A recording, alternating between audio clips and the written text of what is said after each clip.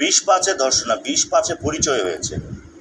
তাই আমার ইয়েটা খেয়াল করে না, আমি বলছি যে 5-6 মাস পূর্বে ফেসবুকে তাদের পরিচয়। আপনার 20-5-এ ধর্ষণ, সেটা এত নিবিড় প্রশ্ন মেয়েটিকে করার মতো অবস্থা ছিল না। মেয়েটি লিখেছে সর্বশেষ এখানে যেটা লেখা আছে যে 20-5-26 তারিখে দাউদকান্দি থানায় জিসান মিয়ার ভাড়া বাসায় ব্যক্তি মেয়েটিকে ধর্ষণের শিকার হয়। এর আগে গুমের ঘটনা থেকে নিখোঁজ এখন গম খেতে। শিবিরের কেন্দ্রীয় সহ আন্তর্জাতিক বিষয়ক সম্পাদক জিসান প্রধান এখন সে উল্টা নারী নির্যাতনের মামলায় অভিযুক্ত।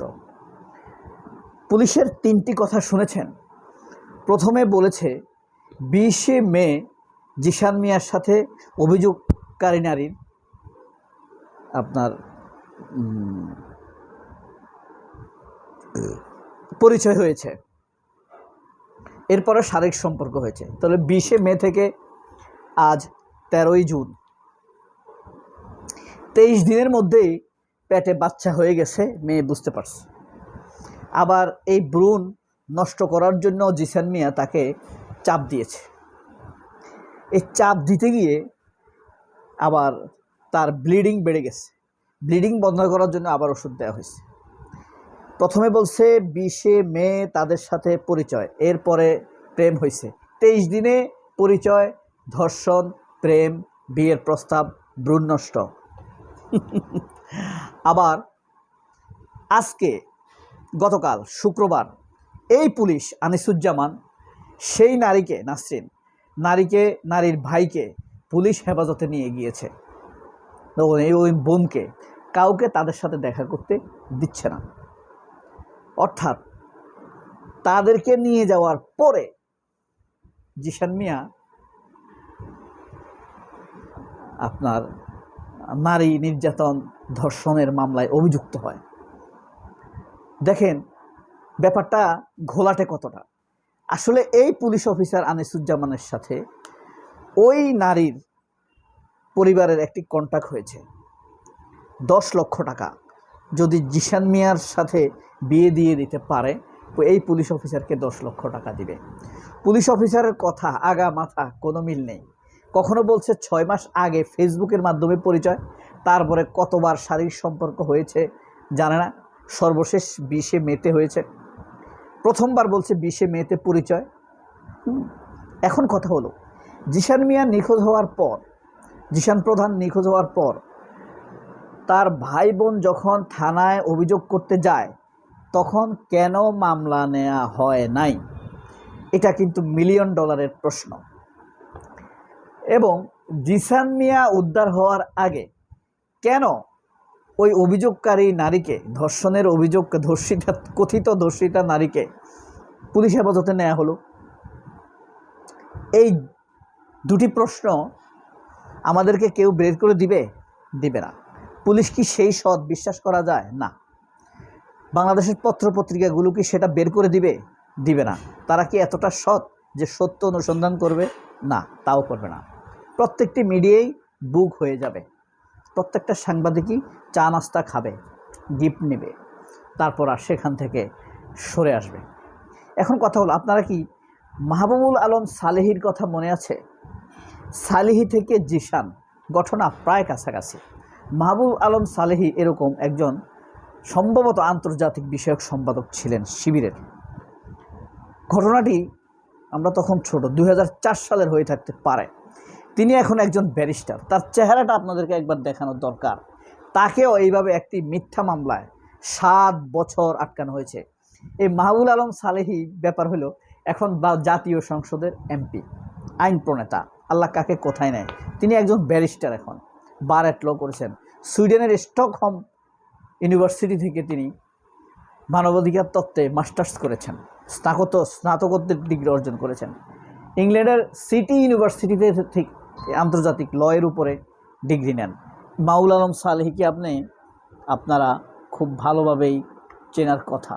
অত্যন্ত সহজ সরল, হাস্যোজ্জ্বল এবং প্রাণবন্ত একজন মানুষ। এই যে দেখেন, এই হলো মাহবুবুল আলম সালেহীন। রাজশাহী ইউনিভার্সিটির প্রফেসর তাহের হত্যা মামলায়, সম্ভবত তাহের তার নাম, সম্পূর্ণ ষড়যন্ত্রমূলকভাবে ঠিক এইভাবে এই বিএনপি নির্দোষ এই মাহবুবুল আলম সালেকিকে ফাঁসায়। বিশ্বাস করেন, আমরা তখন কিন্তু মাহবুবুল আলম সালেকিকে গালি দিছি যে এই লোকের কারণে খামাখা কি হইল, হ্যাঁ এত বোকা এইরকম কাজ করতে গেল। অথচ সম্পূর্ণ আগাগোড়া 100তে 100 এই লোকটা নির্দোষ।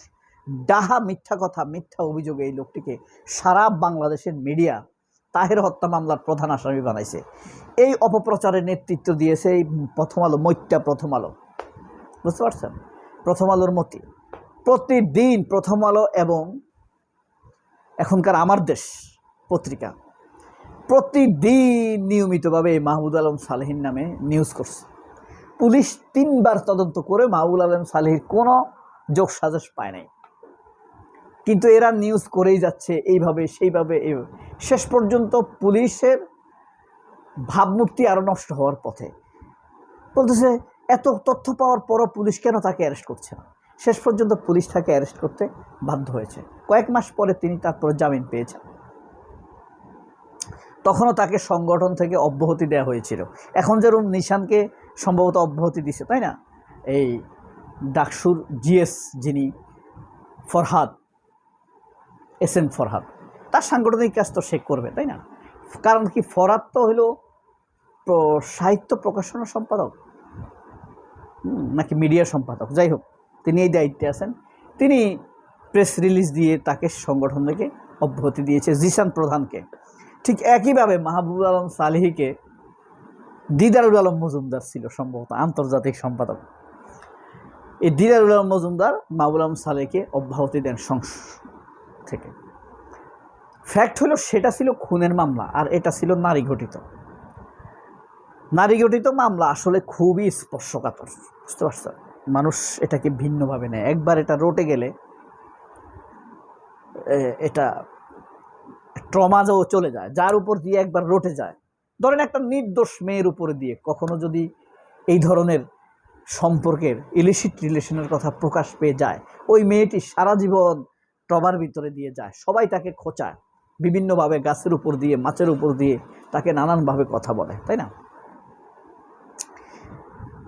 আর একইভাবে নারী মামলাও বাংলাদেশে একইভাবে দেখে সাধারণত। তো মাহবুবুল আলম সালেহীর ব্যাপারটা দেখেন, অনেক বছর গড়িয়েছে, 22 বছর পর মাহবুবুল আলম সালেহী এখন বাংলাদেশের একজন আইন প্রণেতা, আন্তর্জাতিক এক অভিবাসন আইনজীবী, ঠিক আছে? স্বনামধন্য বিভিন্ন প্রতিষ্ঠান থেকে তিনি একাডেমিক্যালি সার্টিফাইড। এখন এই যে জিসান মিয়ার কয়েকটি প্রশ্ন, কখনো বলছে 20 মে পরিচয়, তারপরে ধর্ষণ, ভ্রূণ নষ্ট। এরপরে জিসান মিয়ার অভিযোগ পুলিশ নিতে চায়নি। এই যে এটা একটা, জিসান মিয়ার বিরুদ্ধে বিএনপি কিন্তু এক পায়ে দাঁড়া। জিসান মিয়া ছিল খুবই অ্যাগ্রেসিভ চাঁদা সংস্থার বিরুদ্ধে। তার মানে জিসান মিয়ার বিরুদ্ধে পুলিশ, বিএনপি সাথে যোগ হয়েছে ওই মেয়ে পুলিশের ঘুষ। এই পুলিশের নাম আনিসুজ্জামান, বুঝতে পারছেন?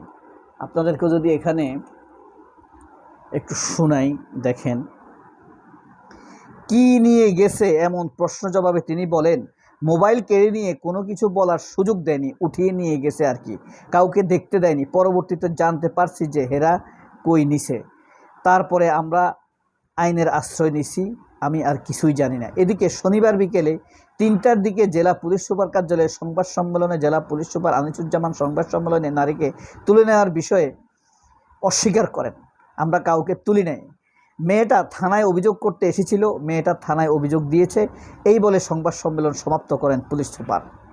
কিন্তু মেয়ের বোন বলেছে তাদেরকে তুলে নিয়ে গেছে। এই সংবাদ সম্মেলনে পুলিশ সুপার বলেন, শিবির নেতা জিসান মিয়া প্রধানকে উদ্ধারের পর কুমিল্লা মেডিকেল কলেজ হাসপাতালে ভর্তি করা হয়েছে। ডাক্তারের কাছে তার শারীরিক পরীক্ষা নিরীক্ষার কাগজ নিয়েছি, তিনি পুরোপুরি সুস্থ আছেন। ওই নারীর বোন বলেন, কেউ নেয় নাই, আমরা বাবা মা সুস্থ, স্ট্রোকের রোগী, আমার মা মারা গেছে, মা নাই, আমার ছোট একটা বোন ছিল বাড়িতে, সে বুঝতে পারেনি, হঠাৎ লোকগুলো এসে আমাদেরকে নিয়ে চলে গেছে।